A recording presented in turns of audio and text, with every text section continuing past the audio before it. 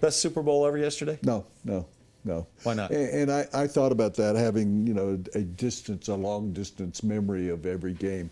No, it's in the top 10, but I could give you, and we're not doing pick six, but we did last week. I mean, some really great games. The New England Patriots been involved in 3 or 4 great games. Do you like Packers Broncos? That Pretty was damn good. That was an incredible game. I mentioned to you Tennessee and St. Louis, where the game ends on the 1-yard line. Is it the greatest game? It was watched by more people. It had Tom Brady, it had Russell Wilson. It had 2 great teams. It was a great, great game. But we all tend to be in the moment. Yeah. Oh, yeah, it's the greatest game of all time.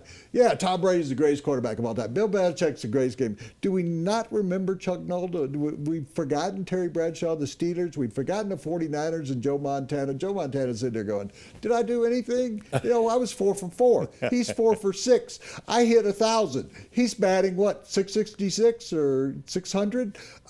Terry Bradshaw was 4-0. Vince Lombardi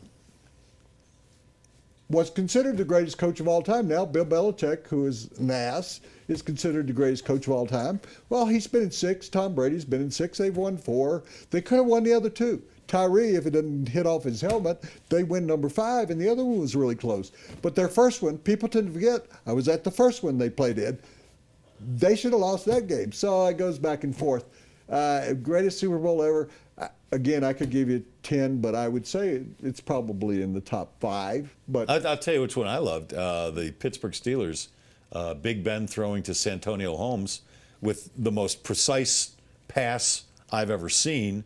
Sure. It was exactly where it needed to be with 35 seconds left to win the game for Pittsburgh. So there have been a lot of, and Seattle was involved in another great football game in the Super Bowl, where a couple of officials' decisions were questionable, or Seahawks would have won that game. I think it's sort of like children. We were talking about that with a friend of yours who's a comedian last week, that when you consider it, and if I said to you, what about the first Dallas-Pittsburgh game? What about Super Bowl III? We kind of went through this last year. Joe Namath. I don't think there's been a greater game in the history of the world maybe than Super Bowl III, because the underdogs won, and the underdog quarterback. Was the game great? We don't want a perfect game. We want a great game. Yes, that was a great game. It was back and forth, and it was 7-0, and it was 14-7 and 14-14, and they went behind by 10 points. The Patriots had never come back in the fourth quarter down 10 points. Seahawks are over there celebrating. Oh, they got 2-4, and they're dropping a deuce on the field. Yeah, what the hell was that? He's from Stanford. You should know better than that. And they're getting into fights. So they had all the aspects of it. They had Katy Perry, and I don't. Who had a better postseason? Let me ask you a question. Okay. Was it Lenny Kravitz, or Bob Kravitz? Bob Kravitz had a better postseason. He's the one who wrote the Deflategate story. We've had Bob on the show twice, and Bob was here, of course, as a columnist. He's the one who revealed, and probably was the only one who would have revealed Deflategate. And Lenny Kravitz.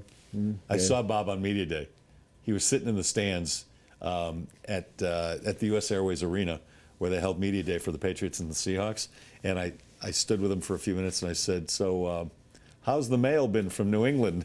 And he said he's getting death threats. Well, Kravitz was getting death threats for revealing that I've been there. The balls were deflated. I've been there, Jacksonville. Let's talk about that now.